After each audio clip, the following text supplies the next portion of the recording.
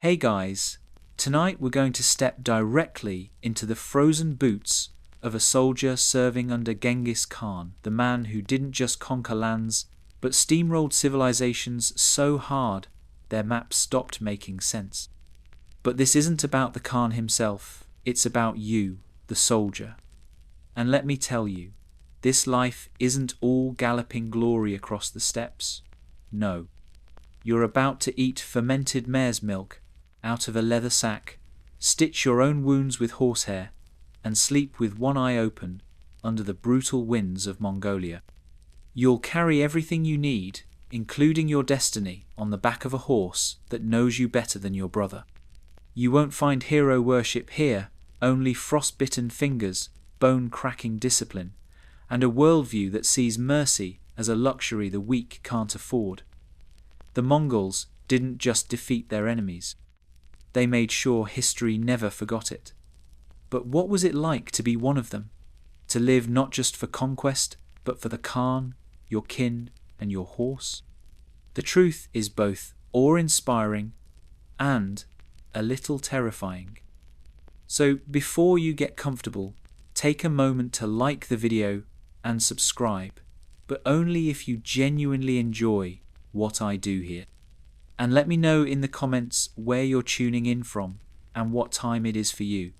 It's always fascinating to see who's joining us from around the world. Now, dim the lights, maybe turn on a fan for that soft background hum, and let's ease into tonight's journey together. You wake before the sun, not because you want to, but because your horse does. The beast shifts beneath the woolen tent. You both sleep beside, her massive frame exhaling great clouds of steam into the dark frozen air. It's cold. The kind of cold that burns the hairs inside your nose and makes your joints feel older than your father. You're 17. Or maybe 19. No one really counts in years out here. Time is marked in rides, battles, and scars.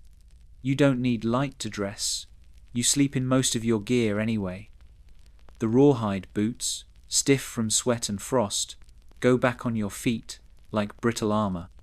Your deal, a long coat of thick wool, still smells of blood and milk. That's normal. Everything smells of blood and milk. You reach for the hard leather pouch by your side. Inside, the air is sour. That's a good sign. It means the Airag fermented mare's milk is ready. It's your breakfast, your hydration, and your gut medicine all in one. It tastes like spoiled yogurt someone tried to carbonate and then gave up halfway. But it kicks harder than weak beer, and out here, that counts for something. Your horse nickers again, tapping her hoof against the frozen earth. Her name is Batu. She's a small, muscular mare with a black stripe down her back and ears that twitch at the faintest sound. You don't just ride her, you rely on her. She is your legs, your bed, your warmth, your survival. You run your hand over her neck, checking for cuts. Mongol horses are tough, but they get wounds from brush, frost, and worse. You speak to her under your breath, not words, but noises. She knows them. You two have shared meals and near-death escapes together.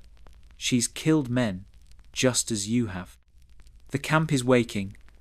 Around you, 100 other soldiers are performing the same ritual. Some mutter prayers to Tengri, the eternal blue sky.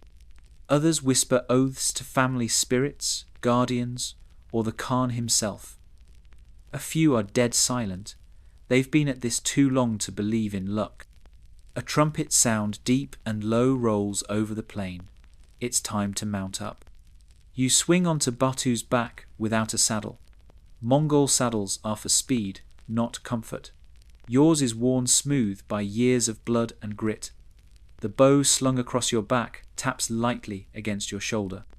It's made from horn, sinew, and wood, a composite marvel of craftsmanship that can shoot clean through a man's chest at 200 meters.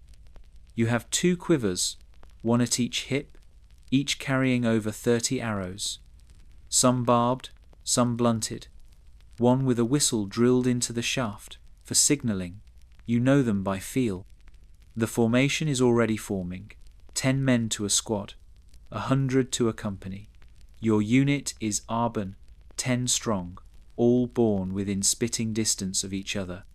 You know their mothers' names, their favourite food, the way they scream when they're wounded. You've buried 2. Replacements arrive, but they never really replace. Your commander, a grizzled man called Orkon, rides up beside you. His left hand is missing, lost in a siege outside Samarkand, but he reins his horse like a man with 5 fingers and no fear. He nods to you. South today, he says. Scouts spotted a caravan near the pass. You nod back. You don't speak much. Words are wasted energy. You'll need that energy for the ride. And ride you do. The Mongol gallop isn't a smooth trot. It's a punishing, jarring assault on your spine and thighs. You switch horses every 20-30 miles when possible, but not today. Batu is strong, and your second horse is recovering from a fever. So you grip tight, thighs like iron, eyes fixed on the horizon. The wind cuts your cheeks raw. You pull your fur collar up, but it doesn't help much. There's nothing soft about the steppe. Hours pass. The sun climbs, then begins to fall again. The caravan comes into view, dust clouds, shimmering silk banners, slow-moving oxen carts, and fear. They spot you. They know who you are. Even from this distance, you can feel their dread like heat from a fire. You don't attack yet, not until the order comes. Your unit fans out. You draw an arrow. The wind is in your favour. You ride low in the saddle. Behind you, the second wave of your division moves in formation, a perfect, terrifying crescent. The trap is already sprung. When the arrow finally leaves your bow, it's not just a projectile, it's a message. It says, "You are not welcome here. You will lose everything, and we will not lose a single man doing it." The chaos erupts. Arrows whistle through air. Horses scream. Men shout in Chinese, Persian, and broken Turkic. Some flee. Others drop to their knees. You ride through them, loosing arrows backward and sideways, hardly looking. You've done this before. You are not just a warrior. You are part of a system, a cog in a death wheel that grinds continents. The slaughter is fast, clean almost. 1 or 2 die messily trampled, burned, dragged screaming behind wagons, but most simply fall, a shaft in the throat, an axe through the spine. You loot fast gold, food, fabrics, spices. You've developed an eye for quality. The silk goes in your pouch. The silver dagger too. You hand a bolt of cotton to your Arban mate. His brother needs cloth for his newborn's wrap. A few women and children are spared. If they resist, they die. If they submit, they are added to the column. They may serve, or they may not survive the next storm. When it's done, you eat cold meat from a pouch on your belt. Dried mutton, rock hard and tasteless. You chase it with a mouthful of snow and spit out the dirt. Orkon rides up again. "Camp here," he says. "Move before sunrise." You nod. You're exhausted, but you don't say so. The dead are already stiff. You check Batu's legs again. She's limping slightly. You rub her down with salt and prayer. Night comes fast on the steppe. You don't build a fire. Fires can be seen. You curl beside your horse, under a felt blanket, one hand resting on your bow. You close your eyes, but you don't sleep deep. Out here, no one does. Because tomorrow, you ride again. Sleep is more of a negotiation than a destination. You drift in and out under the blanket, curled beside Batu's warm flank. The horse doesn't sleep either. Not really. Mongol horses rest standing, heads low, ears twitching constantly. Predators don't announce themselves, and neither do rival scouts. Every now and then, she shifts her weight and snorts steam into your face. That's her way of checking you're still breathing. The stars above you aren't twinkling, they're burning. The Mongol sky, endless and terrifying, watches everything. Some men call it father, others call it blue heaven. You just know it sees more than you do. Your dreams aren't gentle. In them, you see a man whose face you smashed in with the pommel of your sword. His eyes didn't close when he fell. They stared, even when he stopped breathing. You see your older brother, who never came back from the campaign in Khwarezm. You see your father's hands split with frostbite, thick with calluses. They were too stiff to hold a bow by the end. You wake before dawn, because Batu shifts again. And you know that means the time has come. No fire, just movement. Quiet, practiced, and fast. You piss into the snow, it steams instantly. You eat another strip of dried meat, gnawing on it like a dog with a bone. You don't chew so much as soften it with spit and grind it with your molars. It tastes like old leather soaked in blood. Orkon gives the signal with a curt whistle. You rise. No one speaks. You ride. The cold is worse in the mornings. It gets into the cracks of your armor-boiled leather plates, lacquered with a black resin that stinks when wet. Your fingers are thick with stiffness. You flex them constantly just to keep the blood moving. Your gloves are fur-lined, but that does nothing when the wind cuts sideways at 20 knots. Still, the riding is the easy part. By midday, the land shifts. You crest a rise and see the bones of a burned village spread across the snow like spilled charcoal, broken fences. Collapsed gers, horse tracks everywhere. You remember this place. You passed it 2 years ago, when it was still whole. The people refused to surrender tribute. You dismount. Batu steps carefully. She remembers it too. You walk the village perimeter, while others search the wreckage. You find nothing worth taking. A few blackened pots, a cracked stone idol. Flies still buzz around the frozen bodies. You kneel beside one, a child, maybe 5, maybe younger. Her face is preserved by the frost, lips slightly parted, as if she died mid-sentence. Her eyes are closed. You feel nothing. Not because you're heartless, but because out here, emotion is a luxury you cannot afford. Compassion gets you killed. Hesitation gets your unit killed. Pity is something you reserve for horses, not humans. A shout rings out. One of your Arban has found something, someone in a collapsed yurt. It's an old woman, thin, trembling, face gaunt, and hollowed by hunger. She survived the fire by hiding beneath a heap of wool and dirt. She doesn't cry. She just looks at you with eyes that have seen too many winters. Orkon rides up. He says nothing. He just looks at her, then at you. You know what this is.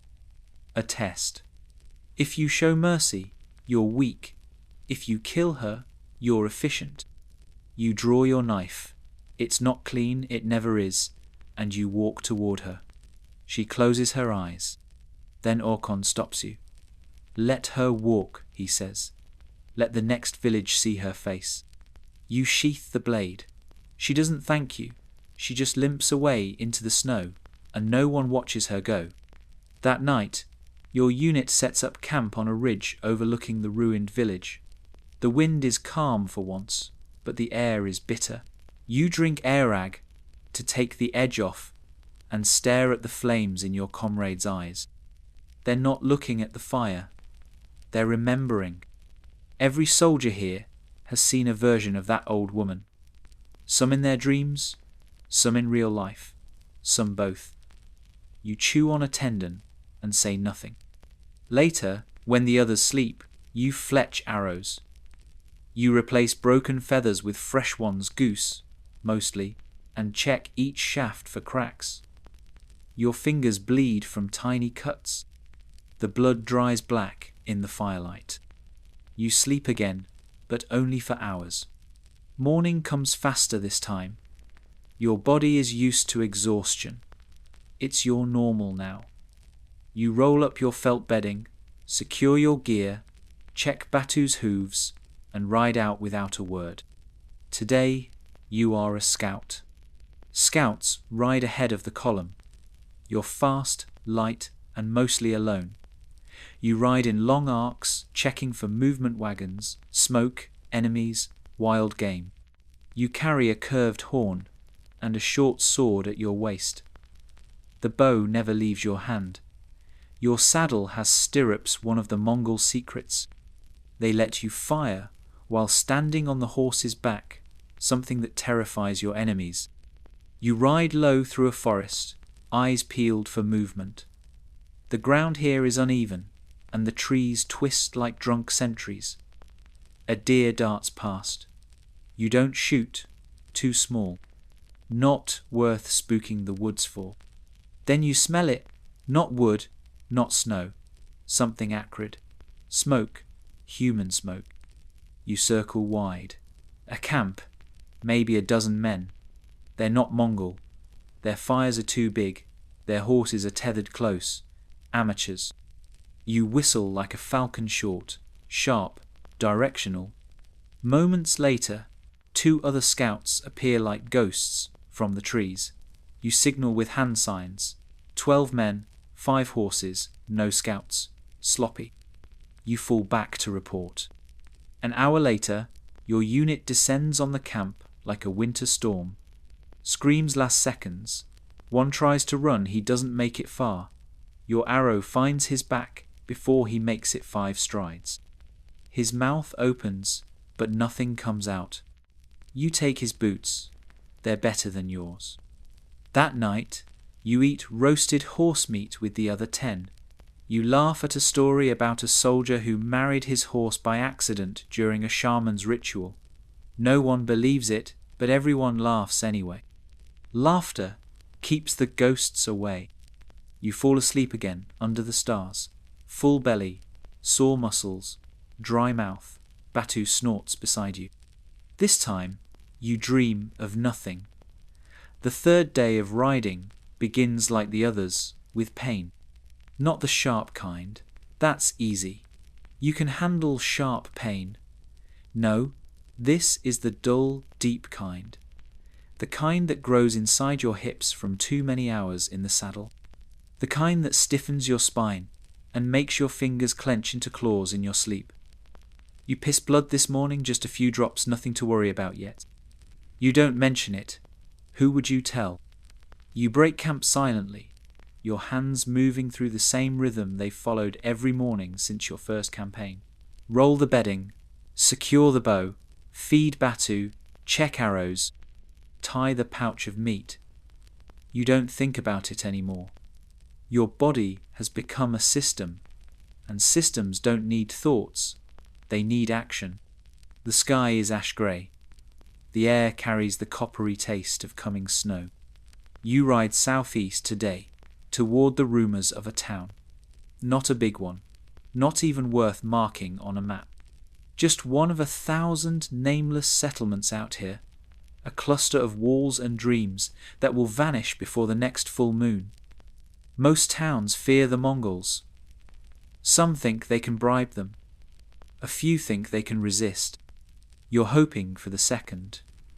The third is always a mess.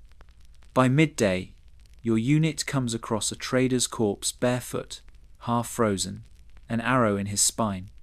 Not yours. Too short, wrong fletching, probably bandits or deserters. You check his pockets. You find 2 coins and a small pouch of saffron. That's a luxury. You split it with Orkon, who pretends not to notice the blood frozen into the man's beard. The saffron goes into your water skin. It doesn't make the air rag taste better, just different. You ride on. Then you see it. The town is barely more than a fortified village. Maybe 20 buildings. Wooden walls. A watchtower. No flags. You hate places without flags. It means they don't know who they're loyal to. Your unit doesn't approach in daylight. Mongol attacks are always planned, always choreographed. You wait for dusk. The wind picks up. Snow falls in light, cutting flakes. The sky glows bruised purple, a warning color. You wrap your face in a wool scarf. Your breath fogs and freezes around your mouth like a beard of ice. Then the whistle comes. 2 notes, 1 pause, then a hawk's cry. The signal. You ride. It's not a charge, it's a dance. The formation fans out, bows drawn. Arrows loose mid-gallop, skipping through the air like whispers of death. The first volley knocks out the sentries. The second hits the gate. The third is just for panic. You dismount before impact. 1 kick and the gate buckles. You don't wait for it to fall. You and 3 others scale the wall, light-footed like wolves. You move between houses, silent. Calculated. No screaming. Not yet. The town guards come stumbling out, weapons half drawn, eyes still full of sleep. You kill the first with an arrow to the thigh he falls, screaming, and silence him with your knife. Others handle the rest. You find a home that smells of butter and soot. Inside is a woman, maybe your age, holding a child in one hand and a knife in the other. She doesn't cry, she doesn't beg, she lunges. You sidestep her. You don't draw your weapon. Not yet.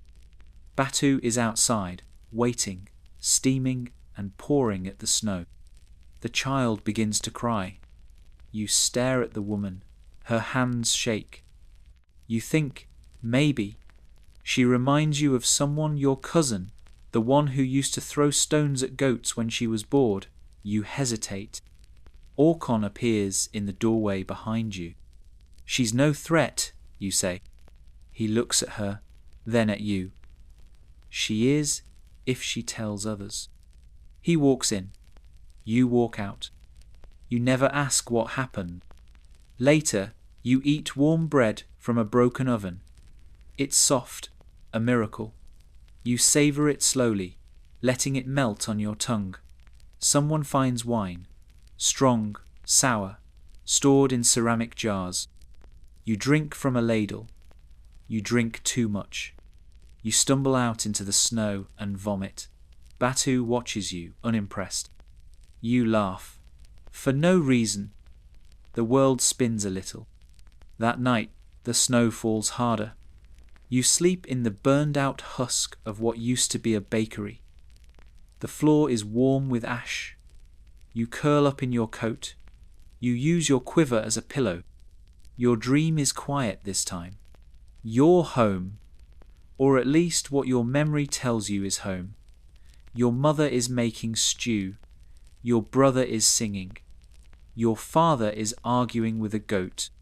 You wake before the end. And somehow, that's worse than the nightmare. The next morning, you mount up again. You're back on the move before the sun can rise fully. The wind howls. You've stopped counting the days. Your Arban is smaller now, 8, maybe 7. One got sick and couldn't ride. Orkon ordered him left behind. That's not cruel. That's math. You cross a frozen stream. Your horse slips slightly. You steady her. The ice cracks under her hooves, but holds. You pass a pair of travellers, peasants. You think kneeling in the snow, eyes down. One holds up a small pouch. Coins. You take it. You don't dismount. You don't speak. They thank you anyway.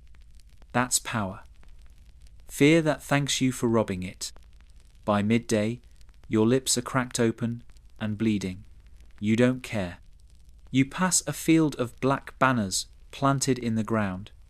Each one marks a grave, or maybe a warning. You wonder who planted them. Another unit, maybe. Maybe yours. In a dream, you forgot. You spit into the snow. You ride on. That night, you share a fire with a young soldier, barely 15, face too clean, eyes too wide. He asks, "How many have you killed?" You don't answer. You just look into the fire. He keeps talking. "Do you think we'll see Karakoram again?" You nod, because it's easier than saying no. He falls asleep first. His head slumps to the side. You watch him for a while. Then you close your eyes. Tomorrow, you'll ride again. And maybe, just maybe, you won't wake up. There is no pantry, no kitchen, no stable, no clean linens or fresh water jugs. You carry your life and your death on the backs of 2 horses, maybe 3 if you're lucky. Every tool, every stitch of clothing, every strip of dried meat, every water skin, every flint, every spare bowstring, it's all packed, tied, strapped, and balanced with the precision of a butcher's blade. Nothing wasted, nothing ornamental. Your world is mobile, violent, and temporary. It moves as fast as a gallop and breaks just as easily. You don't eat 3 meals a day. You eat when the horses rest. You eat when you're not killing, not looting, not hiding from the wind. You eat what you can carry and what doesn't rot. And let's be clear, nothing you eat tastes good. The dried meat in your pouch is older than some of the recruits. It's rock hard and brownish grey, smelling faintly of manure and smoke. You chew it for a long time, letting your spit soften it into something that won't rip your molars out. Salted mutton is your staple, tough and fibrous, cured in fire, smoke and sweat, then folded into stiff rawhide bags. You supplement with airag fermented mare's milk, which smells like vomit but keeps you alive. In summer, it's slightly fizzy and sour. In winter, it freezes into slush. You store it in leather flasks, and when you drink it, it coats your mouth like a mouldy cloud. It burns your throat. That's how you know it's still good. Sometimes, on lucky days, you find dried curds arul. They're so sour they make your tongue shrivel, but they store forever. Some are so hard you have to suck on them like stones. You don't chew them. You wouldn't have teeth left if you did. If you're really desperate, there's blood, not yours, your horse's. You slit a vein on the neck with a clean blade, catch the dark red stream in a bowl, then press the wound closed with your hand. The horse doesn't scream. It flinches, then stands still. It knows the drill. You only take a little, half a bowl at most. Mix it with milk. Drink it warm. It tastes like pennies. It keeps you from dying. And the horses? They eat better than you do. They graze while you sleep, digging through the snow with their hooves. You don't carry feed. That's dead weight. If your horse can't find grass under ice, it dies, and so do you. Water's another matter. You melt snow in your hands, or over a fire if you're lucky enough to make one. Sometimes you suck ice directly off your glove. Sometimes you piss into your hands to stay warm. You once drank from a puddle filled with dead frogs. You boiled it first, still got sick, vomited for 3 days, didn't eat for 4. You learned to chew pine needles after that. Keeps the hunger down. As for hygiene, forget it. You've got fleas. Everyone does. Lice too. They live in your clothes, in your hair, in your bedding. You try to burn them out by boiling your garments over a fire, but they always come back. Sometimes you smear grease or ash on your skin. Makes it harder for the bugs to bite, makes it harder for others to smell. You, too, not that it matters. You all stink like rot and leather. Now and then, When you pass a stream, you'll dunk your head in it. Rinse off the dirt. Scrub your face with moss or rough cloth. If it's warm, you strip down and wade in naked. If it's cold, you don't bother. A frozen bath is just suicide by pride. Wounds? You treat your own. If you're lucky, someone in your arbon knows how to close a gash. If not, you sew it shut yourself. Horsehair makes a decent thread if boiled first. You use your own dagger, heated over flame, to cauterize deep cuts. Burns are tricky. You pack them with grease and wrap them in wool. Infection is always waiting, lurking in every breath, every gesture. You've seen men die from finger cuts. You've seen legs turn black in 3 days. You've watched a friend lance his own thigh with a bone needle and cry without making a sound. There are no healers, not on campaign. There are shamans, sometimes, but they deal with spirits, not wounds. They'll chant over you, burn herbs, wave smoke in your face. It helps if you believe, but infection doesn't care about belief. If you fall from your horse, you crawl until you can ride again, or you die in the snow and hope someone remembers your name. Usually, they don't. You've broken ribs and wrapped them with leather cords so tight you couldn't breathe. You've cracked fingers and splintered them with arrow shafts.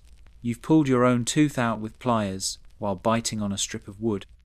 One time, you used horse dung to stop bleeding. Warm and thick, it slowed the flow enough for your blood to clot. You still have the scar. You wear layers, wool, fur, leather, but nothing stops the wind. It cuts through you like a blade. Your deal is fastened with bone toggles. Underneath, you wear a tunic stained with sweat and horsehair. Your boots are stuffed with straw, replaced every few days. Wet straw turns to ice. You learned that the hard way. On your back, you carry a bundle. Spare bowstring, flint, extra arrowheads, dried dung for fire, starting, a bone needle, a cloth soaked in fat, and a pouch of medicinal powder made from crushed roots and fungus. You don't know what it's called. It burns the tongue. It helps sometimes. And then there's your weapons. Your bow is life. Composite horn, sinew, wood, short, powerful, waterproof. You string it every morning, unstring it every night. If the sinew snaps, you're dead. You oil it constantly, using animal fat and spit. You sleep with it in your arms. You dream of it. You carry 2 sabres, one light, curved, one straight and heavy. The light one is for mounted combat fast slashes, arm to neck. The heavy one is for tight quarters. When you dismount, when you want someone to hurt. You also have a whip not just for your horse, but for signalling, punishing, and fighting. You've cracked it across a man's face hard enough to rip his cheek open.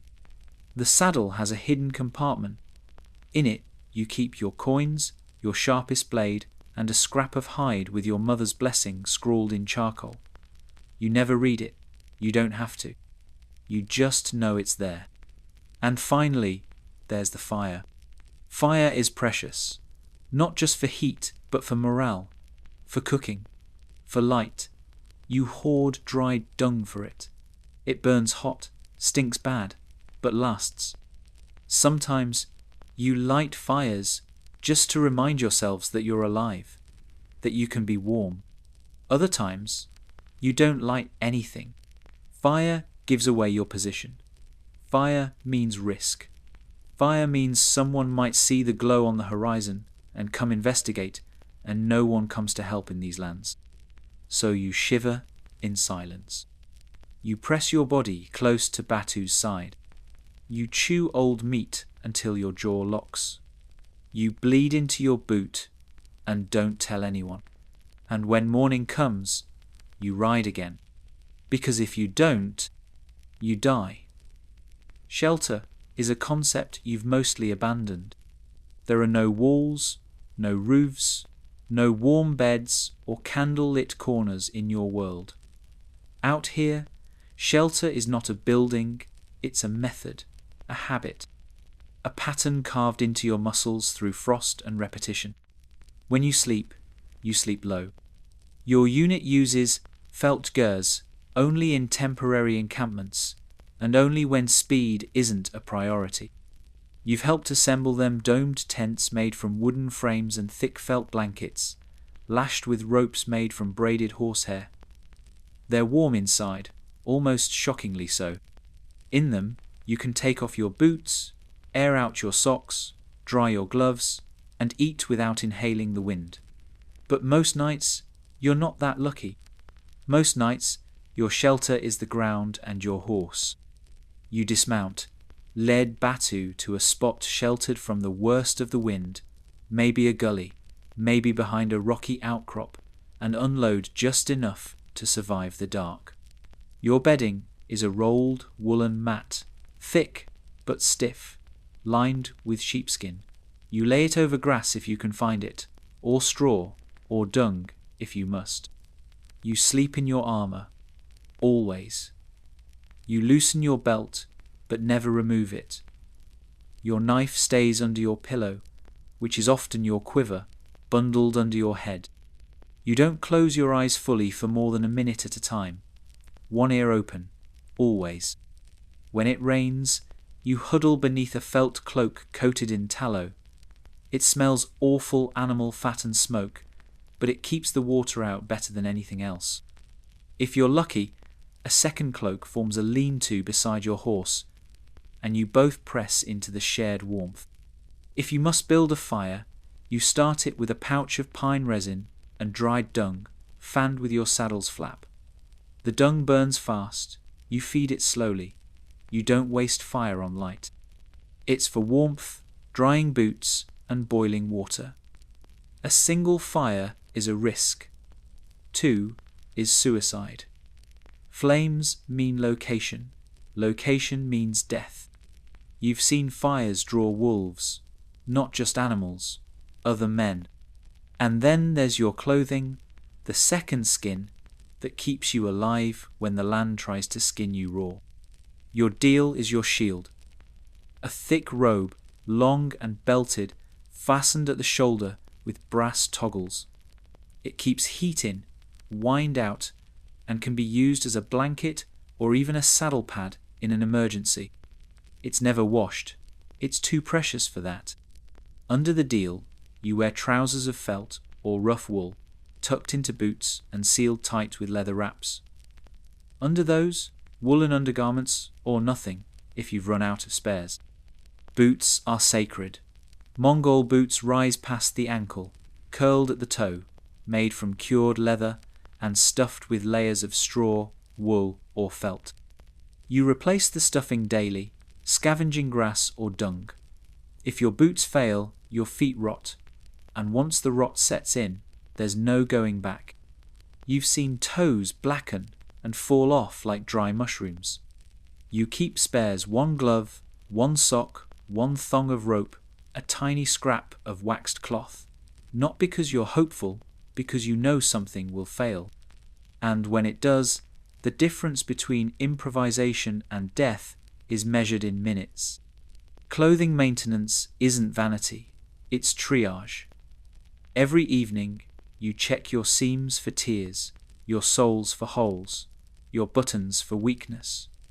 You sew with bone needles, you patch with sinew thread, you use fat to waterproof seams. You rub grease into leather until it's supple enough to bend but not break. Even then, it fails, especially in the cold. Frostbite is a quiet killer.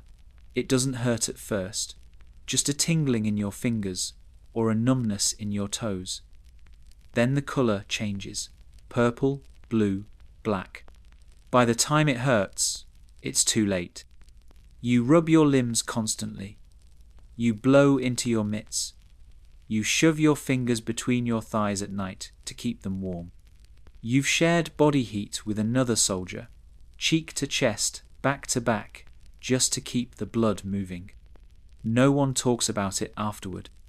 Then there's medicine, or rather, the rough, raw idea of it. You carry a pouch of herbs, dried and ground into powder. Most of it is guesswork. Some burns in wounds, some numbs the tongue, some makes you vomit. One smells like pine sap and turns your spit green. You take it when your guts go loose, or when fever curls your spine into a knot. The real medicine comes from the shamans if they're nearby. Shamans travel light. Their packs are bones and bells, carved stones and fragments of animals. They speak to things you cannot see. You've watched a man with a fever dance in a circle of smoke, while the shaman slapped his chest with a bird's wing. The man lived. You've also seen a shaman press burning coals into a wound, whisper a chant, and promise the spirits would seal it. The man died 3 days later, delirious, chewing on his own tongue. You don't trust the spirits, but you respect them. Sometimes that's enough. When you bleed, you clean the wound with salt and fire. If it festers, you lance it with a knife and pray. Some wounds heal, some do not. Infection crawls fast up the arm, across the belly, into the mouth. You watch for streaks under the skin. When you see them, you stop moving. You sit down, you dig a small pit, and you wait. When you're not dying, you're moving, scouting, chasing, escaping. You can ride for 12 hours without stopping, switch horses mid-charge, and sleep on the move if you have to. Mongols don't just fight from horseback. They live there, eat there, die there. You learn to sleep with your arms crossed over the saddle horn, head bobbing, reins tied loosely to your wrist. You've dozed through blizzards, through enemy territory, through nights so black you thought the stars had died. Your saddle is stiff leather, high-backed, designed for speed and stability, not comfort. It grinds into your thighs and tailbone like a chisel. You line it with fur when you can. You still bleed. Your horses are everything. They aren't just transport, they're your pantry, your shield, your family. You rotate them constantly, never letting one burn out. A tired horse is a dead soldier. You carry spare hooves, iron nails, and rawhide wraps for field repairs. You check their mouths for lesions, their legs for swelling, their ribs for wounds. You sleep next to them, speak to them, dream of them. When one dies, you butcher it yourself. You eat the heart, dry the muscle, cure the fat, and tan the hide. You don't cry, but sometimes your hands tremble. And when the ride is done, when the town is ashes, the river crossed, the sky dark again, you lie down. You press your back against the cold. You wrap your coat tight around your chest. You say no prayers. You breathe shallow. And you hope that tonight, just tonight, the snow waits until you sleep. They were not barbarians. At least, not by their own standards. To outsiders, the Mongol soldier appeared as a spectre of death unwashed, unshaven, born from smoke and blood. But within his own world, within the rhythm of the steppe and the whinny of restless horses, he was part of a system as disciplined, ritualized, and sacred as any cathedral. His world was built on order, brutal, efficient order. At its heart was Tengri, the eternal blue sky. Tengri wasn't just a god. He was the god, the ever-watching, ever-breathing force, above all things. You could not see him, but he saw everything. Tengri wasn't worshipped with temples or scripture.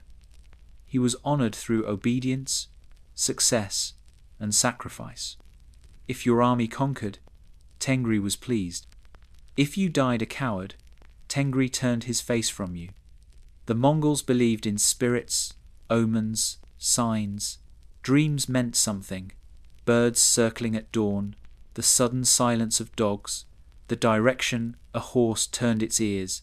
These were not coincidences. They were messages. You did not ignore them.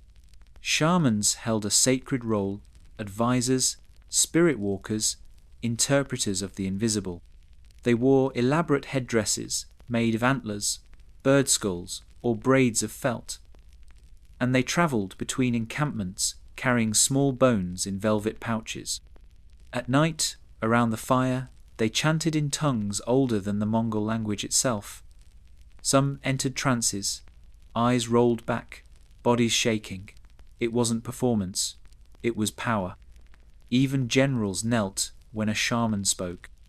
Still, power did not come from bloodlines alone. One of the strangest and most terrifying things about the Mongol military and the society that produced it was its commitment to meritocracy. You could be born a poor herder with no name and through excellence in battle become a commander of 1,000 men. If you were brave, disciplined, and ruthless, you rose. If you failed, if you hesitated, disobeyed, or even slept when you were told not to, you died. Genghis Khan himself had built his empire on this principle. He broke the backs of aristocratic tribal traditions, disbanded noble clans, and promoted based on skill. Loyalty and ability were the only currency that mattered. This terrified his enemies, and sometimes his own people. The yasa, or law code, was spoken, not written. A living law passed down through memorization and punishment. Some of its edicts were practical. Do not steal from another soldier. Do not lie. Always return lost livestock. But others were more severe. Adultery, death. Cowardice, death. Disobeying orders in combat, death. And, possibly, for your whole unit. A soldier could be executed for letting his arrow fly before the signal, or for letting an enemy escape, or for failing to share loot equally. There were no appeals. Justice was swift. And yet, strangely, this created trust. You could leave a pouch of gold outside your gur and expect it to be there the next morning. You could fall asleep in a stranger's camp and wake up alive.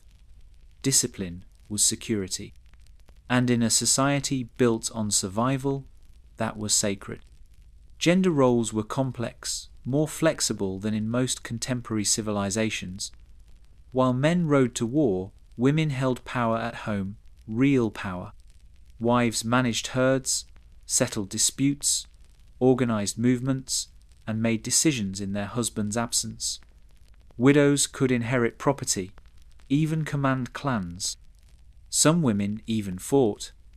Rare but not impossible.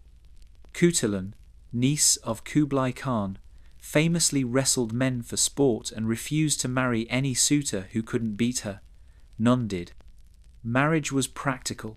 Love was optional. Bride kidnapping, groom stealing was not uncommon, especially among poorer families who could not afford a dowry. A man might abduct his bride-to-be and negotiate marriage afterward. It sounds brutal, and it was. But in many cases, it was a formality arranged between families, not an act of violence. Context mattered. Children were raised early into the code. By age 3 or 4, they rode horses. By 7, they could shoot a bow. Boys learned to skin animals, treat wounds, mend saddles. Girls learned the same, plus how to care for infants, make cheese, and read the moods of animals like prophets reading stars. The family was not just a unit, it was a military cell. Disputes were rare not because people agreed, but because they knew better than to speak their disagreement. Gossip could cost you everything. A joke in the wrong tone, a whispered insult, both could travel up the chain and come back with a punishment sewn into it. That didn't mean they were joyless. There was laughter around the fire, after battle, when wine or kumis flowed. There were games, wrestling, archery contests, horse racing. There were songs fierce and mournful, often sung from memory, with drums made of hide and flutes carved from bone. Music told stories. Stories reminded people why they fought. Honor was a quiet thing, not loud like in the West. You didn't brag about your kills. You didn't boast of your horse. You let others speak for you, or you said nothing, and your scars did the talking. Death wasn't feared. Not really, but it wasn't romanticized either. It was a tool, something that could be used, deployed, strategically, even rationally. To die well was to die with your duty fulfilled. To die poorly was to die without having made an impact. The worst fate? To be forgotten. That was the core of it. All their myths, all their laws, all their blood-soaked victories. They weren't about glory. They were about memory, about carving a place into the earth that no one could erase. They believed deeply that the sky watched them, and they wanted to give it something worth watching. The Mongol world wasn't built on bloodlines, it was built on loyalty. Not the kind that came from birthright or noble name, but the kind that was forged under the saddle over open fires in the crucible of war. This was perhaps Genghis Khan's most terrifying innovation. He took the tribal chaos of the steppe and turned it into a civilization of allegiance. To understand it, you must forget everything you know about kingdoms, lords, and peasants. The Mongol Empire was not a landlocked court of silks and scripts. It was a rolling storm made of people who believed that identity could be chosen or burned away. At the heart of Mongol society was a concept called the decimal system, not a math tool, but an administrative revolution. Every man belonged to an arban, a group of 10 warriors. 10 arbans made a zuin, 100 men. 10 zuins made a mingan, 0 men. And 10 of those made a 2 men, 0 soldiers strong. It was elegant, ruthless, and scalable. More importantly, it allowed Genghis Khan to tear people away from their blood clans and reassemble them into new units, bound not by ancestry, but by function. Loyalty wasn't owed to a father, it was owed to the commander. These commanders weren't nobles. Many had begun life as herders, blacksmiths, or thieves, but Genghis watched them closely. Those who obeyed orders, held the line in battle, showed clarity in the face of chaos. Those men rose, and they stayed. Promotions weren't ceremonial, they were reminders. Obey, and you ascend. Fail, and you vanish. The decimal system went beyond war. Civil structures mirrored it. Tax collection, message relays, supply distribution, all divided into these neat, enforceable layers of control. It allowed an empire to stretch from the Pacific Ocean to the edge of Europe without snapping. But this new order required something far more painful than training. It required erasure. When a clan rebelled, and many did, Genghis didn't punish just the fighters. He punished the identity. The tribe was disbanded, its name forbidden. Survivors scattered across new units, their stories lost. It wasn't just slaughter, it was deconstruction, a methodical dismantling of belonging, designed to destroy the possibility of future resistance. What replaced it was loyalty to the Khan, not as a person, but as a principle. Genghis was more than a man. He was the embodiment of law, of survival, of purpose.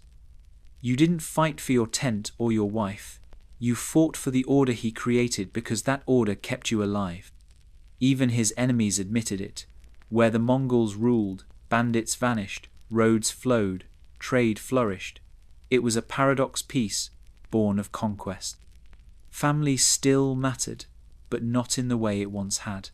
A man might fight beside a cousin, but he might also kill one if they disobeyed a superior. The new structure demanded it. Fathers could not protect sons from discipline. Brothers could not shield brothers from shame. There were no untouchables. Even Genghis Khan's own blood was held accountable. When one of his sons disobeyed him, killing an enemy chieftain before interrogation, Genghis reportedly beat him to the brink of death and stripped him of command. No special treatment, no leniency. Fear was not incidental, it was designed. And yet, within this brutal architecture, there was space for trust, even camaraderie. Soldiers shared everything: spoils, water, food, stories, even wives in some agreements. Hospitality was sacred. A man without a horse could knock on any door in the empire and expect shelter. Not kindness, necessarily, but obligation. A moral contract that no law needed to write down. At the elite level, the social pyramid widened. Genghis established Noka-sworn companions, men who had pledged their loyalty directly to him, not through lineage, but through oath. These men became his most trusted advisors, his bodyguards, his generals. Their power rivaled that of kings, but it was never theirs. It was always his loaned, never given. Women in these upper circles wielded considerable authority. Genghis's daughters-in-law ruled cities, managed logistics, and advised in statecraft. One of his daughters was placed in charge of the Silk Road trading cities, a position not just symbolic, but economically vital. They could command, negotiate, and punish. But even they knew the stakes. No one was safe from failure. Success was measured in results, not intentions. Punishment was collective. If a scout returned late, the whole Arban might be lashed. If a single soldier stole from a fellow warrior, the commander might lose rank for poor discipline. Guilt was not individual, it was shared. In this way, the Mongol army operated less like a mob and more like a single organism, fast, responsive, and merciless. Outside observers, Persians, Chinese, Arabs, Europeans, wrote of this with a mix of horror and awe. They saw the brutality, but not the genius. They saw the executions, but not the efficiency. They could not understand how a nomadic people, scattered across inhospitable grasslands, had built a force capable of reorganizing the known world. They assumed it was luck or savagery. They were wrong. It was discipline. And beneath that discipline, a culture so deeply aligned around obedience, purpose, and cohesion that it could withstand anything except peace. Because here lies the contradiction that tore at the heart of Mongol society. They were engineered for motion, for battle, for instability. But the very systems that made them unstoppable in war would later struggle to govern cities, administer law, or nurture long-term peace. Their identity, forged on horseback, in frost, under stars, could not be easily replanted in stone walls or bureaucratic halls. Even Genghis saw it. In his final years, he began preparing successors not just for conquest, but for rule. He summoned scholars, tax officials, engineers from conquered lands. He studied systems he once burned, not because he had softened, but because he understood something deeper. Conquest is temporary, systems endure. And so, with the bones of war still fresh, he began shaping a future he might never see, a world where Mongol power wasn't just feared, but respected. The world was not prepared for what followed the hoofbeats. After the flames died down, after the bodies were buried or left to rot, after cities fell silent and maps were redrawn, something strange happened. Order, Not just Mongol order, but a new kind of stability, stitched together by force and maintained by systems no one expected the so-called barbarians to master. This was the contradiction at the center of the Mongol legacy. They destroyed, yes, but then they built. And what they built ran like clockwork, powered by blood, fear, and efficiency. The first thing they built was a road, not a single one, but an empire-spanning network of trade, supply, and communication. It was called the Yam system, and it was a logistical marvel centuries ahead of its time. Along these routes were mounted relay stations spaced every 25 to 30 miles, each staffed with fresh horses and riders. Messages travelled across the empire faster than most medieval European armies could move. Orders from the Khan could reach the far corners of the empire in mere days. And it wasn't just for military use. Merchants, scholars, envoys, and pilgrims were all given official passes, known as paisa, granting them safe travel and access to food, shelter, and protection along the road. Caravans could now cross entire continents without fear, not because the world had become safer, but because the Mongols had made it dangerous to interfere. They taxed everything, but not excessively. They understood that bleeding a region dry destroyed future profits. Instead, they created predictable tribute systems.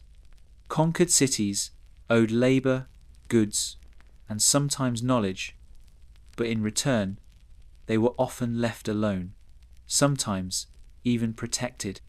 This wasn't benevolence, it was calculated survival.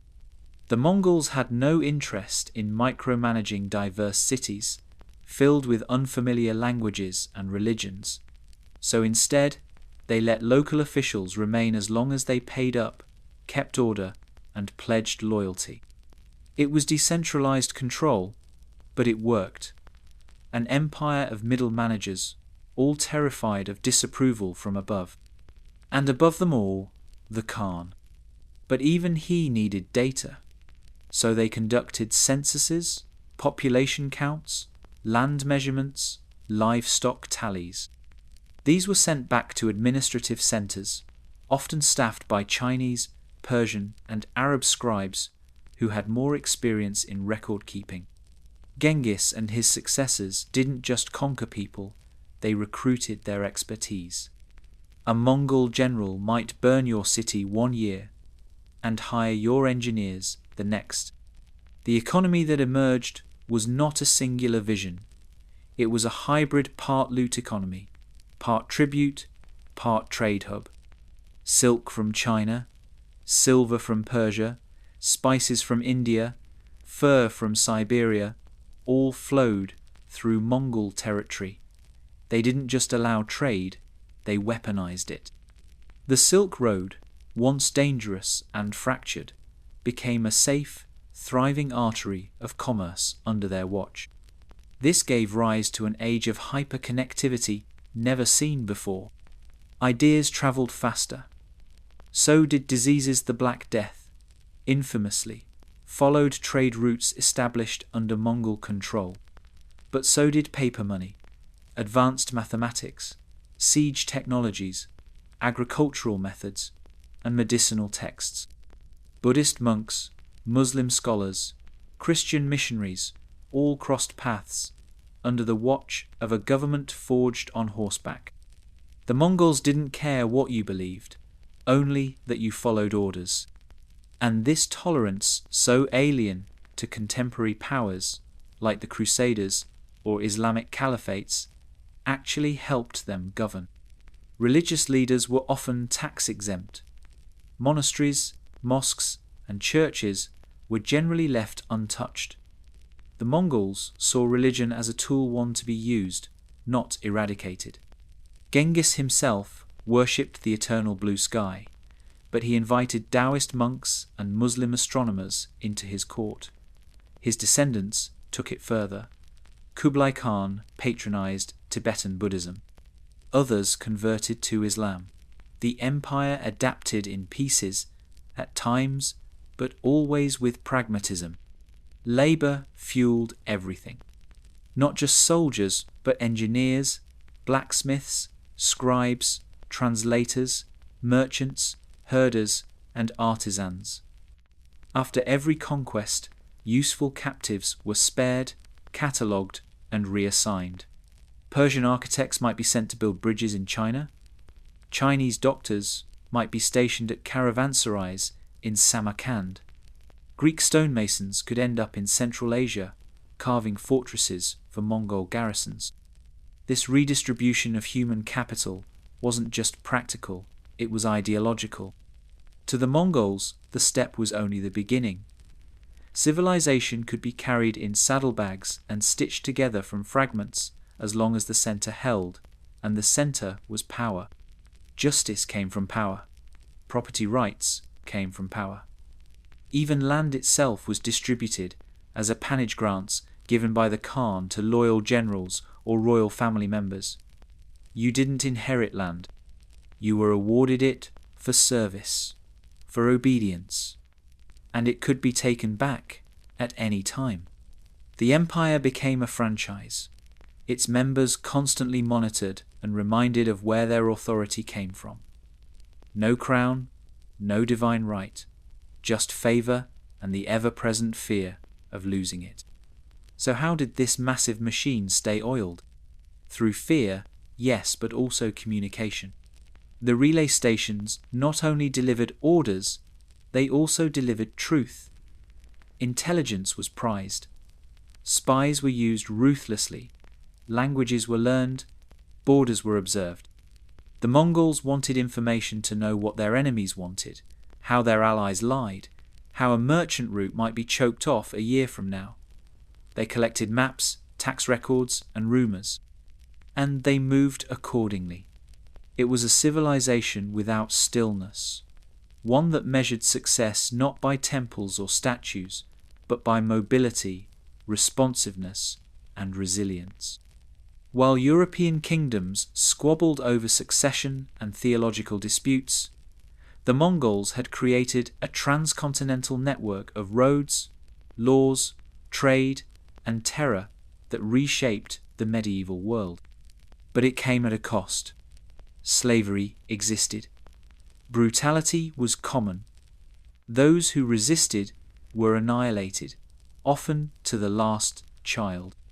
The famous phrase, attributed to Genghis himself, "The greatest joy is to conquer your enemies, to see them fall at your feet, to take their horses and possessions, and hear the lamentation of their women," wasn't metaphorical.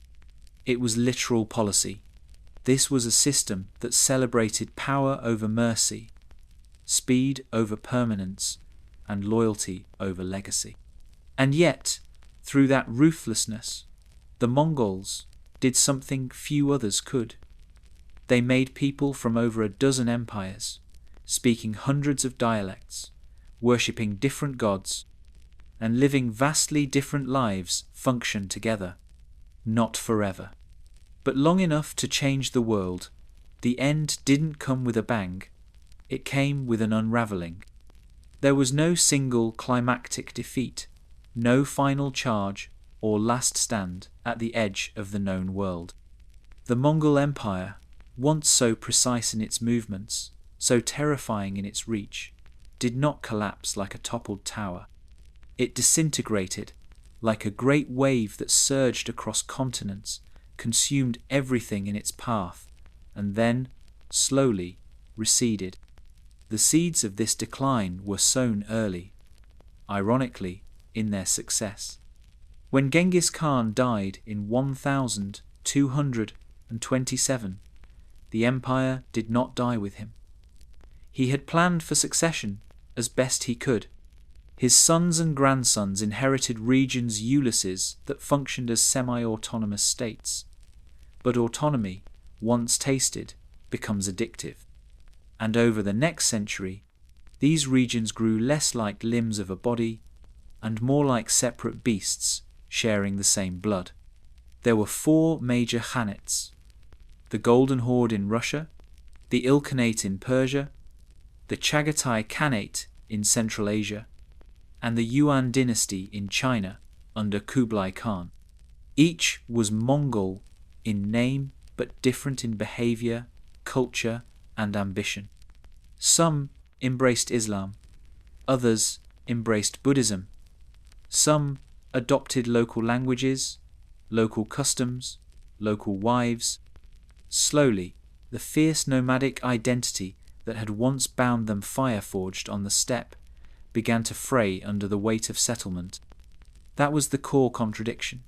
The Mongols were engineered for motion, for war, for temporary conquest. But ruling required bureaucracy. Ruling meant cities, archives, schedules, laws, succession plans, diplomacy, things that could not be galloped across. And so the machine that once moved like thunder began to stall. The yam system, once so seamless, became corrupt and overburdened. Relay stations fell into disuse, governors skimmed taxes. Local rulers stopped fearing the centre because the centre no longer held absolute power. Religious tolerance fractured too.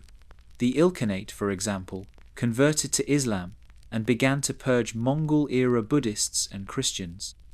The Chagatai Khanate descended into internal civil war over who was more Mongol. In China, the Yuan dynasty ruled magnificently until it didn't. Kublai Khan, grandson of Genghis, was the last truly dominant Mongol ruler.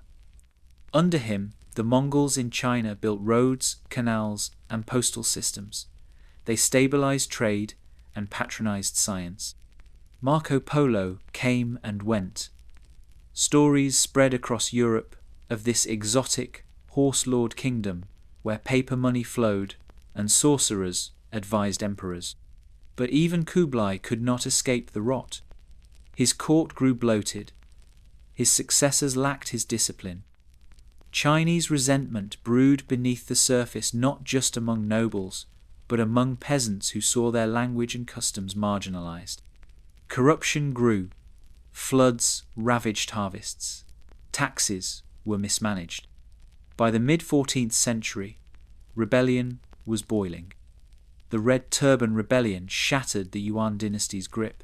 By 1368, a peasant-born warlord named Zhu Yuanzhang marched on the Mongol capital and founded the Ming dynasty.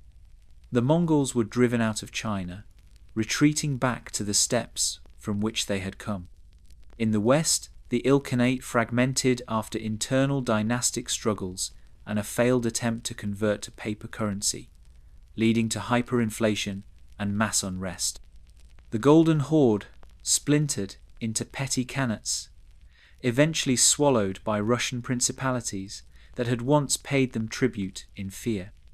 The empire that once stretched from Korea to Hungary had vanished, but its ghost remained. The Mongols had redrawn borders, some of which still exist today. They had shattered older empires, Abbasid, Song, Khwarezmian, and forced new ones to adapt in their wake. Trade routes opened during their reign never fully closed. Silk, spices, silver, language, and belief had been stirred, cross-pollinated under their rule. In a strange irony, the very connectivity that made them powerful also enabled their enemies to learn, to coordinate, to recover. But perhaps the most lasting legacy was fear, the kind passed down through generations. To this day, Mongol conquests live in the cultural memories of dozens of civilizations. Persian poets wrote of their brutality with trembling ink. Chinese scholars described them as uncultured demons. European kings spoke their name in hushed tones. Russians told bedtime stories of hoofbeats on the wind. And yet, these same cultures also adopted Mongol strategies.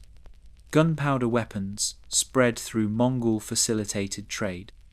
Paper currency, used heavily under Kublai, inspired experiments in European banking.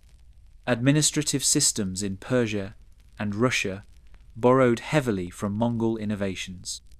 Their brutality had a logic a structure, a methodology that, once understood, could be mimicked.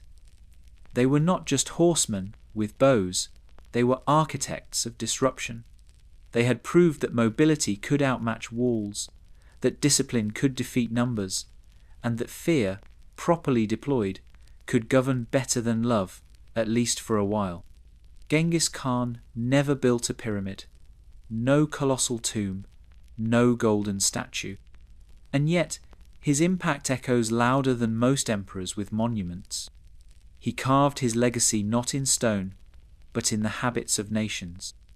Every military doctrine, every trade route, every intelligence network that developed after them had something Mongol in its DNA.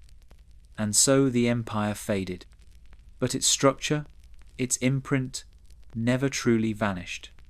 It lived on in the silence after hoofbeats, in the map lines that refused to move, in the question that still lingers across history classes and war colleges. How did they do it?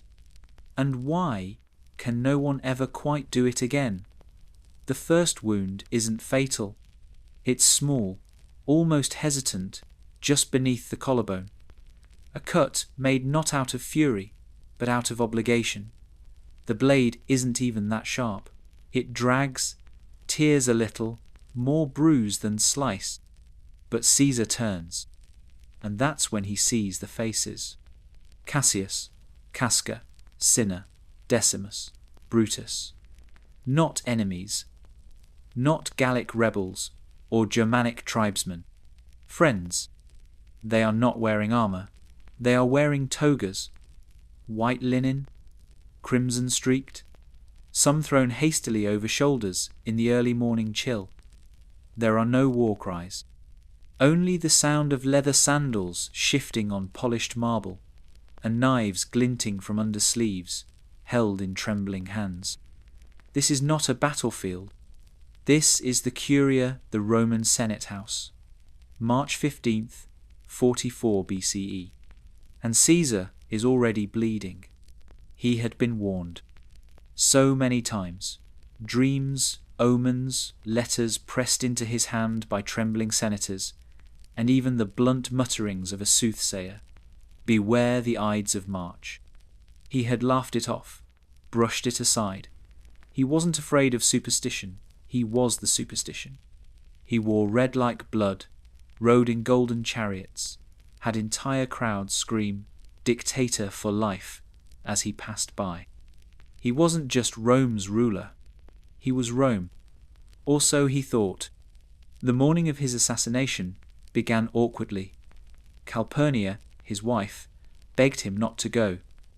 She had dreamt of his statue bleeding, of the Senate soaked in red. He wavered slightly, not out of fear, but out of superstition's old grip on every Roman's spine.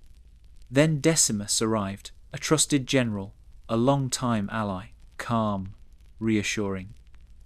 "The Senate waits, Caesar," he said. "You must not disappoint them. They may think you fear them." Fear? Caesar smiled. He went. The plot had been brewing for months, even years. To the conspirators, Caesar was not a reformer, or a genius, or a champion of the plebs.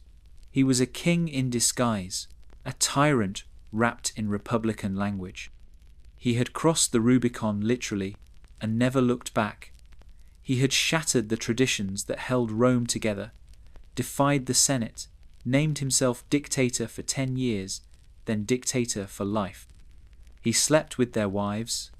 He promoted upstart provincials. He packed the Senate with loyalists. He abolished term limits. Worse, he forgave his enemies. That was the ultimate insult. He didn't just defeat them, he spared them, and in doing so, made them feel small. Men like Brutus, who owed their very lives to Caesar's clemency, hated him all the more for it. It was as if he said, "You're too pitiful to punish." So they plotted. 60 of them, senators, generals, magistrates, all with daggers, all with reasons. They met in private homes, in gardens, in atriums after sunset. They whispered in Greek, in Latin, in oaths older than the Republic. They planned the logistics carefully. The weapons would be hidden in togas. The Senate meeting moved to the theatre of Pompey, where Caesar would be less protected. The symbolism was perfect. Caesar, crowned with absolute power, would die at the foot of a statue of Pompey the Great, the very man he had once defeated in civil war. A final irony carved in stone. When Caesar entered the chamber, the conspirators stood in a semicircle. They welcomed him, praised him. Then they closed in. Casca struck first, but clumsily slashing Caesar's shoulder. Caesar recoiled, stunned more than wounded. "Casca, what are you doing?" he barked. But it was too late. They descended. Blades flashed, robes tangled. Some senators backed away in horror, others leaned in to strike. The room erupted in chaos. Caesar tried to flee toward the door, toward the colonnade, toward anything that wasn't this. But he stumbled, and then he saw Brutus. According to legend, he froze, not from pain, not from fear, from recognition. "Et tu, Brute?" Not a question, not even a betrayal, a resignation. And then came the real storm. They stabbed him 23 times. Chest, belly, thighs, groin. So many wounds that his blood slicked the floor and made the assassins slip. In the frenzy, they cut each other. One slashed his own hand, another tore his sleeve. It was not surgical, it was animal. When it ended, Caesar lay crumpled at the base of Pompey's statue. His blood pooled around the feet of a man long dead. The Senate chamber was silent. The greatest Roman of his age was dead. They thought Rome would cheer. That's the part everyone forgets. The conspirators weren't trying to destroy the Republic, they were trying to save it. They believed they were doing something noble, patriotic. That by killing one man, they would restore liberty, tradition, balance.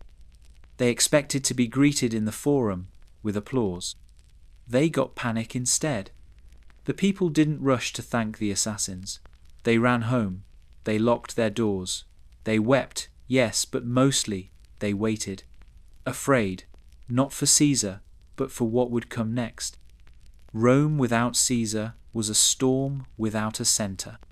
And when Mark Antony gave the funeral speech, when he held up Caesar's torn, bloody toga and read the will promising land and coin to the Roman masses, the people changed. Grief became rage. Mobs tore through the streets. They burned homes, hunted conspirators, screamed for justice. The assassins had not saved the Republic. They had murdered it. Brutus fled. Cassius too. Many of the conspirators would die by their own hands or by each other's. Civil war erupted, worse than the last, power fractured. Antony and Octavian rose, battled, betrayed, and restitched the Roman world into a new shape. A shape Caesar had almost, but not quite imagined. Eventually, the Republic would die fully, and in its place, the Empire. Caesar never saw it, but his name, Caesar, would live on, not just as a title, but as a legacy, Kaiser, Tsar. Even centuries later, rulers would take his name to claim his power. He had crossed the Rubicon, and though his blood dried on marble, the world never crossed back. Rome didn't fall into silence after Caesar's death. It fell into madness. The senators who stabbed him stood proudly at first, blood still drying on their hands, blades hidden again in folds of linen. They stepped into the daylight, expecting applause. The people would understand, they told themselves. They would thank them. They had not committed murder. They had liberated Rome. But Rome was not waiting with gratitude. It was holding its breath. At first, there was confusion. Some people ran, some knelt in prayer, others stared, mouths open, unsure what they had just heard. Julius Caesar, conqueror of Gaul, lover of Cleopatra, master of Rome, dead, killed not by barbarians or disease, but by senators. Then came the anger, but not the kind the assassins expected. Because here's what they didn't understand. The Roman people didn't want their republic back. Not really. They didn't long for abstract ideals of shared governance and checks on power. They wanted bread, land, and protection. And Caesar had given them that, more than the Senate ever had. He had fed the poor, forgiven debts, created public works, distributed land to veterans. He had turned military loyalty into political currency and paid it forward to the masses. He was, in their eyes, not a tyrant. He was their champion. And now he was gone. Mark Antony moved quickly. He had been Caesar's second in command, his right hand in war and politics, not part of the conspiracy. He had been kept away intentionally. But now he returned with fire in his veins and strategy in his mind. At Caesar's funeral, he didn't deliver a eulogy. He performed a weaponized lament. He held up Caesar's blood-stained toga, holed and slashed. He recited the will, revealing that Caesar had left money and land to every Roman citizen. He pointed to the men who had killed him, most of whom were seated in the forum nearby, and let the crowd draw its own conclusions. The crowd responded with fury. The assassins fled. Riots broke out. The Senate House, the Curia, was burned. Statues were torn down. Some conspirators were hunted and beaten in the streets. Even those who had only suspected ties to the assassination faced exile or worse. Antony didn't stop there. He seized Caesar's documents, his treasury, his power base. He declared himself the natural heir, not in blood, but in purpose. He wore Caesar's ring, sat in Caesar's chair, spoke with Caesar's authority. But he made one mistake. He underestimated the boy. Octavian was 18 years old. He wasn't a general. He wasn't famous. He was barely even noticed. But Caesar had named him as his adopted son and heir in his will. He took the name Gaius Julius Caesar Octavianus and returned to Rome with a calm, cold determination. Where Antony had passion, Octavian had patience. Where Antony had charisma, Octavian had calculation. The people didn't love him yet, but the army began to listen. Octavian played his cards slowly. He didn't declare war on Antony, not yet. Instead, he aligned with him briefly, out of necessity. Together, with a third man Lepidus, a military commander of middling ambition, they formed the Second Triumvirate. It was not a government, it was a hit squad. They drew up lists of enemies, prescription lists, and began executing them systematically. Senators, generals, rivals. Even Cicero, Rome's most famous orator and outspoken critic of Antony, was hunted down and beheaded. His hands and tongue were nailed to the speaker's podium in the forum. This was no longer about ideology. It was a purge. Brutus and Cassius, the lead conspirators, had fled east, raising legions in the name of the Republic. They claimed to be restoring freedom, but their cause was already hollow. They met Octavian and Antony in battle at Philippi in 42 BCE. Brutus lost. Cassius died by suicide, misled by false reports of defeat. Brutus followed him not long after, his death quiet and desperate. His final words unknown. The Republic died with them. Antony and Octavian returned to Rome, victors of civil war. The world waited to see who would flinch first. They tried peace briefly. Antony ruled the east. Octavian took the west. It couldn't last. Antony fell deeper under Cleopatra's spell. Or maybe he was just honest about his intentions. He made Alexandria his base of power, fathered children with the Egyptian queen, styled himself not as a Roman, but as a new kind of ruler, cosmopolitan, divine, un-Roman. Octavian pounced. He portrayed Antony as a traitor, bewitched by the East, willing to hand Roman lands over to a foreign queen. He read Antony's Donations of Alexandria to the Senate proclamations, in which he granted Roman territory to his children with Cleopatra. It was treason. The Senate gave Octavian the legal justification he needed. In 31 BCE, at the Battle of Actium, Antony and Cleopatra's fleet was crushed. They fled back to Egypt, where 1 year later they both died by suicide. Octavian entered Alexandria not as a conqueror, but as Caesar reborn. He was no longer just a name. He was now Augustus, Rome's first emperor, not in title, but in function. He kept the Senate, but they had no power. He kept the laws, but he wrote them. He ruled for 40 years, remade Rome in his image, and stabilized a world that had been bleeding since the day Caesar died. The Republic had been stabbed 23 times on the Senate floor, but it died slowly over years of compromise, violence, and memory. And when it finally exhaled its last breath, it did so not in despair, but in transformation. You can still stand where it happened. The theatre of Pompeii, or what's left of it, sits beneath modern Rome, beneath traffic, espresso bars, and centuries of renovation. The spot where Julius Caesar fell is now part of a stray cat sanctuary.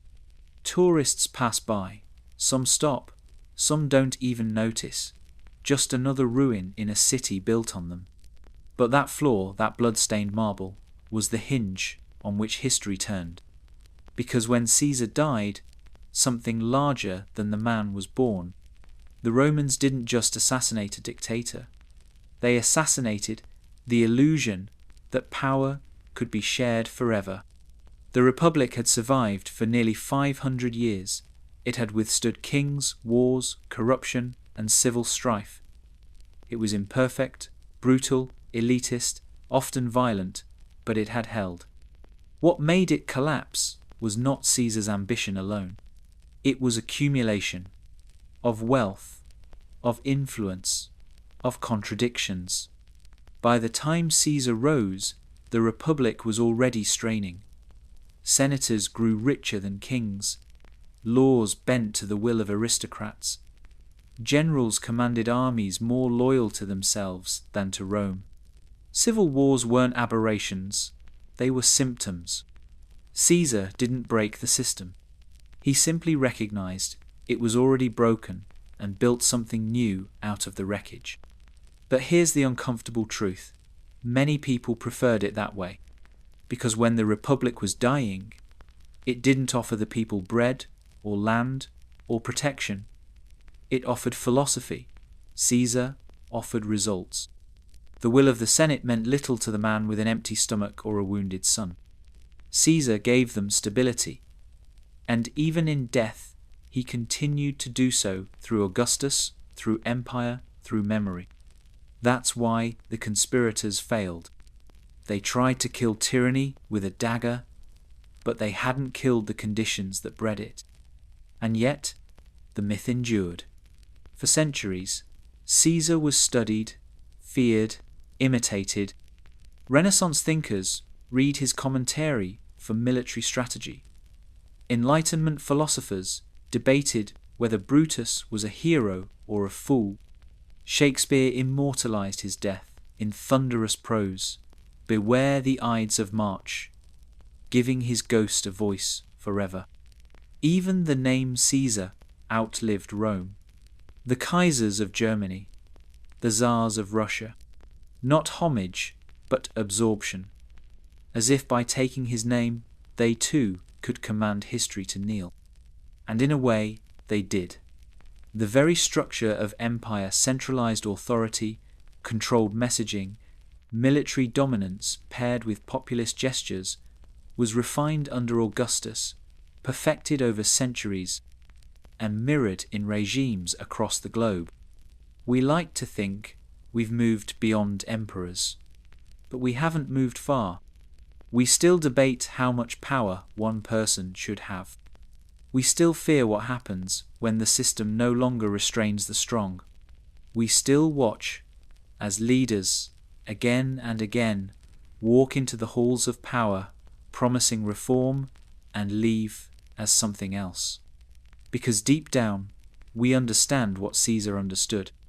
That power is not just seized. It's given by those who crave order over freedom, certainty over chaos. There's one more thing.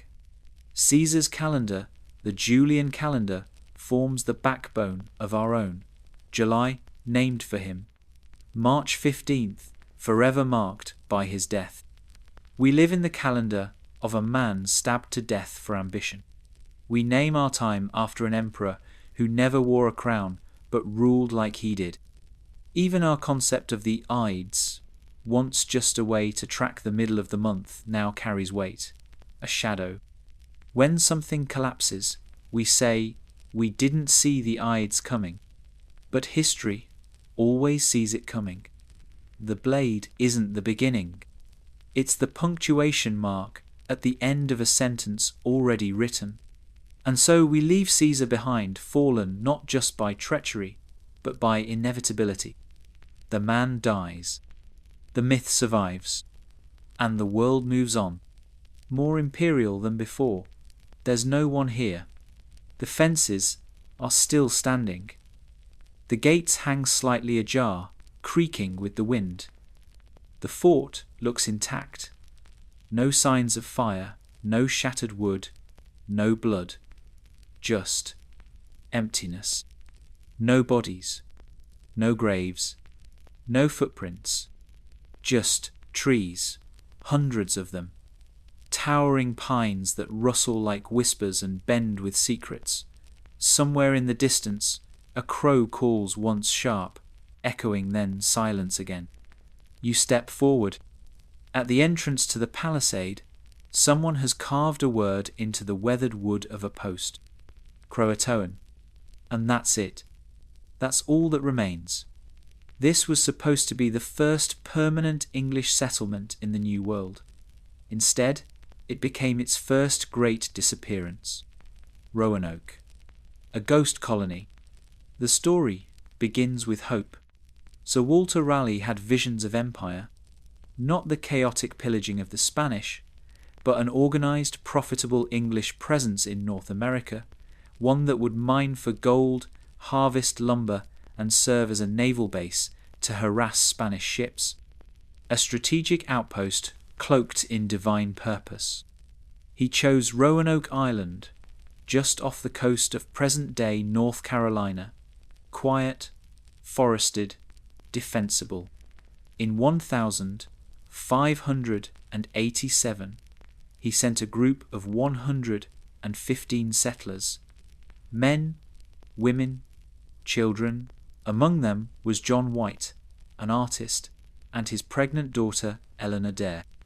Soon after arriving, she gave birth to a baby girl, Virginia Dare, the first English child born in the New World. It should have been a beginning, but it wasn't. Shortly after settling, supplies began to dwindle. Relations with local tribes soured. The soil was poor, the water brackish, and storms rolled in from the Atlantic like punishment. The colonists begged White to return to England for help. He left. He never saw them again. White arrived in England in late 1587, intending to resupply and return within a few months. But Europe had other plans. In 1588, the Spanish Armada launched its massive assault on England, dragging the entire nation into a naval war. All ships were seized for military use. White, a colonial governor, without a colony, could do nothing but wait. It took him 3 years. 3 years of pleading, bargaining, and pacing dockyards. Finally, in 1590, he secured passage and returned to Roanoke. He stepped off the boat with his heart in his throat, expecting either a joyful reunion or a ruined settlement.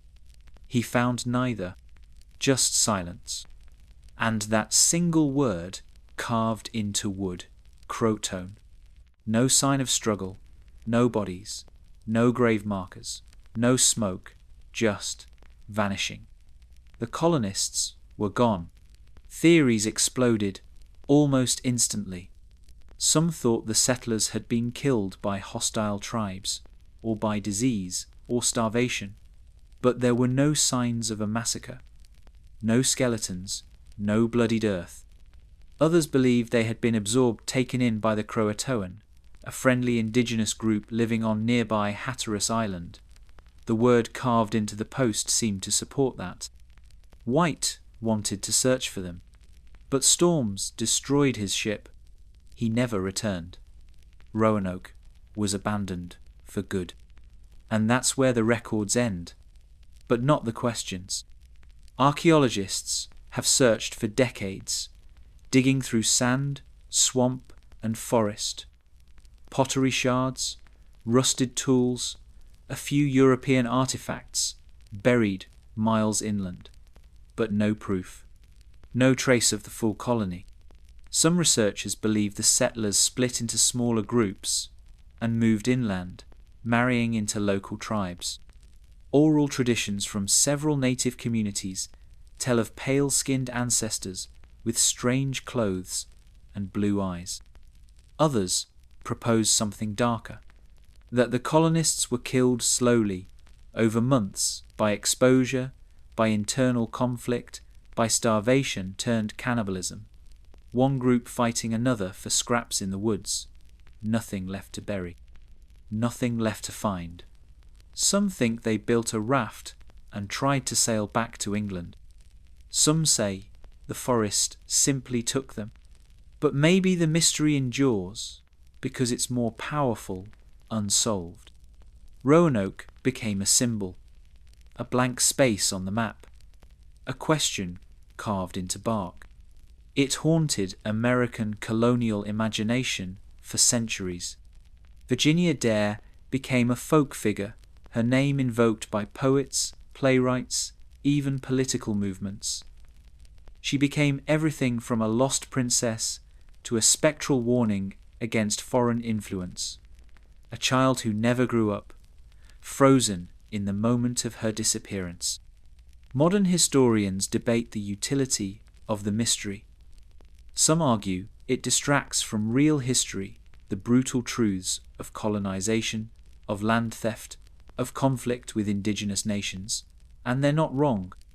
But the mystery itself has value, because it forces us to remember that not all stories end cleanly. Some dissolve into moss and tree roots. Some leave no bones, just a word. Croatoan. What did it mean? A destination? A message? A mistake? Or just a name, carved in hope or desperation, for someone who would never arrive? You'll never know. No one will. And maybe that's why Roanoke still whispers through the pine. Because sometimes the past isn't buried. It's missing. The dirt keeps secrets. Archaeologists know this. They've spent lifetimes scraping through the Carolina sand, brushing centuries of soil from chipped ceramics and half-buried beads. They measure carbon decay, catalogue pottery designs, test DNA from ancient bones found beneath collapsed huts and forgotten trails. They're not chasing gold. They're chasing a ghost. And the ghost is Roanoke. What happened to the colony remains the most enduring, unsolved mystery in American history. Not because it is the strangest, but because it is the first, the blueprint for vanishing. The prototype of historical ambiguity. The colony that disappeared before America was even a word. We know they existed. Their names were written down. Eleanor Dare, John White, George Howe, Ananias Dare, Virginia, entire family trees that simply end. In the decades following 1590, settlers in Jamestown would hear whispers, tales of white-skinned children seen living among native tribes, of European tools traded inland, of strange ruins deep in the forests. But there was never proof, only suggestion. That didn't stop the speculation.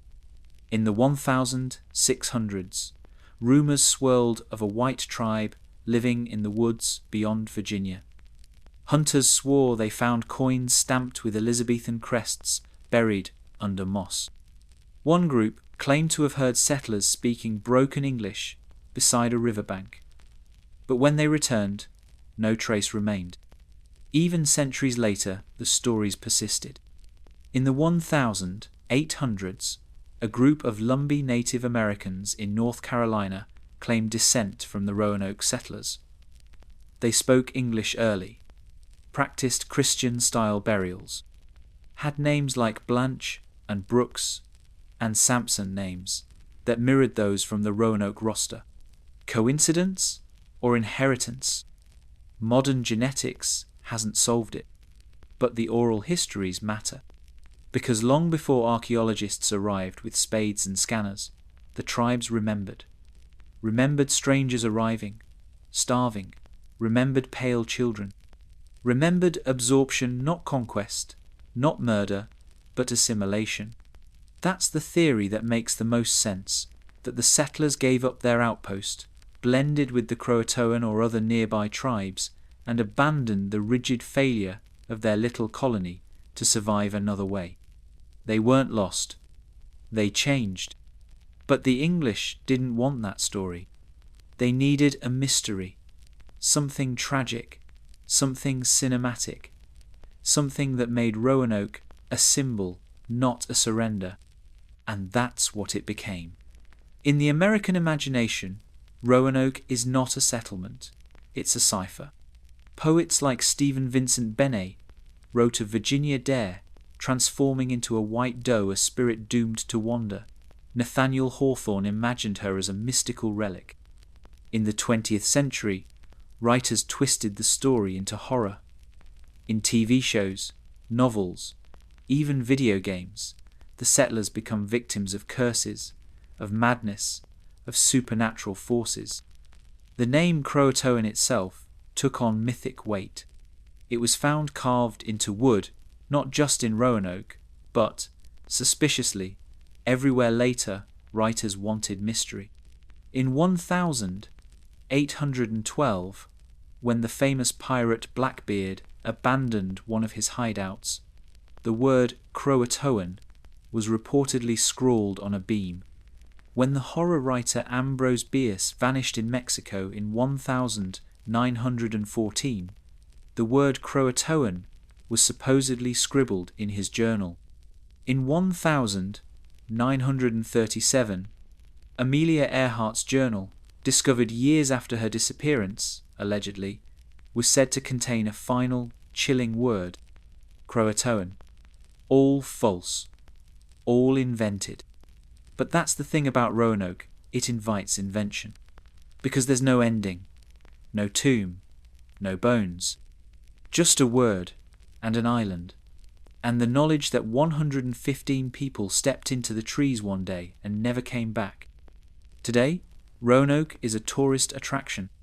You can visit a reconstructed fort, buy souvenirs, walk the trails, sit by the water and imagine what it would have been like to watch your governor sail away, promising to return and then never coming back. The cicadas buzz. The wind hisses through the pine. The water glistens like a blade. Somewhere out there, the truth rests. Under the moss, under the leaves, under centuries of American reinvention. But don't expect it to rise, because Roanoke isn't a riddle to solve. It's a story to carry. A reminder that the first chapter of colonial America didn't end with victory or freedom. It ended with silence. Colonel Thomas Blood walked into the Tower of London wearing a black cloak, a false beard, and the confidence of a man who had absolutely no business being there. It was 1671. King Charles II was on the throne. The monarchy had been restored. The court was swimming in powdered wigs and powdered debts. And the Tower of London, the centuries-old fortress prison palace, now housed one of England's most sacred treasures, the crown jewels. Gold, diamonds, the orb, the sceptre, the sword of state. Royal insignia, soaked in centuries of conquest, religious symbolism, and cold financial value. These were not just ornaments. They were sovereignty in metal form. Without them, there could be no coronation, no monarch, no empire. And Colonel Blood Irishman, rebel, shapeshifter, wanted to steal them. Let's rewind. Thomas Blood was, by any measure, a disaster magnet. Born in Ireland to a respectable Protestant family, he had fought during the English Civil War on the losing side. When Oliver Cromwell's Puritan regime collapsed and Charles II returned to the throne, Blood didn't gracefully fade into obscurity. He plotted, he forged, he lied. He attempted to seize Dublin Castle disguised as a priest. That failed. He tried to kidnap the Duke of Ormond twice. Also failed. He switched identities more often than shoes. One week he was a doctor, the next a merchant, once a Quaker. He was everything to everyone, depending on who needed conning. And yet, no one could quite prove anything. He was charming, he was smart, and he was always, somehow, gone when the noose was being tied. But in 1671, he planned something bigger. Not just theft. Royal theft. The crown jewels were kept in the Martin Tower, inside a locked iron cage. The keeper of the jewels was a man named Talbot Edwards, an aging veteran who lived with his family in a modest apartment inside the tower. Blood visited him first as a clergyman. He brought a nephew, a handsome young man, and introduced him as a potential suitor for Edward's daughter. He came bearing compliments, conversation, and flattery. Over the next few days, he returned several times, bringing gifts, telling stories, talking politics. He was perfectly respectable. Then came the day. May 9th, 1671. Blood arrived at the tower with his nephew and 2 additional friends. Edward's trusting, elderly, maybe even a little flattered by the attention, let them into the jewel chamber. The moment the door closed behind them, it happened. Blood clubbed Edwards in the head with a mallet. He fell. They gagged him, tied him up, and stuffed a dirty cloth in his mouth. Then they opened the case. The jewels were stunning, but heavy. They had to work fast. One man stuffed the orb down his pants. Blood took the sceptre, it was too long, so he bent it in half. Another tried to flatten the crown with a mallet so it could be hidden under a cloak. Time was short. They were heading for the exit when the impossible happened. Edward's son, a soldier, came home early from duty. He saw Blood and the men fleeing. He gave chase, shouting for guards. The alarm went up. The heist team ran. Through the tower gates, across the moat bridge, into the streets. Guards tackled them as they tried to mount horses. The jewels were recovered, slightly mangled, dented, and covered in trouser sweat, but otherwise intact. Blood was caught. Here's where it gets stranger. Everyone expected Blood to be tortured, to be hanged, drawn, and quartered. He had attacked the crown quite literally. But instead, King Charles summoned him, not to the Tower dungeon, to the palace. They spoke privately. No one knows what was said.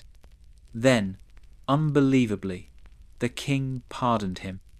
Not only that Blood was given land in Ireland and a royal pension of £500 a year, a king's ransom for a failed thief. Why? No one knows for sure. Some say Charles admired his audacity, that he had a taste for scoundrels, and saw Blood as a rogue worth keeping close. Others believe Blood knew too much, that he had powerful connections, that he could expose sympathizers from the Cromwell years men now sitting comfortably in the royal court. Whatever the truth, Blood walked free and kept the pension. He died in 1680.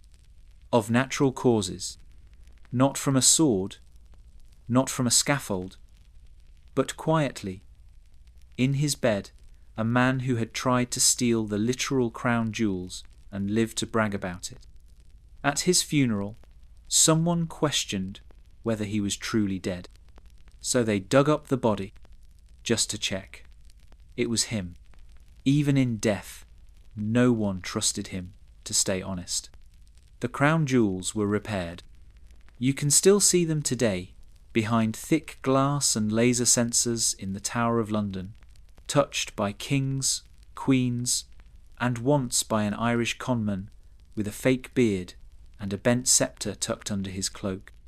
Colonel Blood remains one of the only men in history to attempt stealing them, and the only one to be rewarded for it. Because sometimes, in history, audacity works. And with that, you've reached the end of your 2-hour journey through time. From the frozen saddle of a Mongol soldier, to the bleeding marble of Caesar's Senate, to the silent woods of Roanoke, to a half-mashed crown and a thief who dared everything. Now, let the story settle into your dreams. And let history, as always, remind you, the truth is never quiet. But sometimes, it whispers loudest when we're just falling asleep.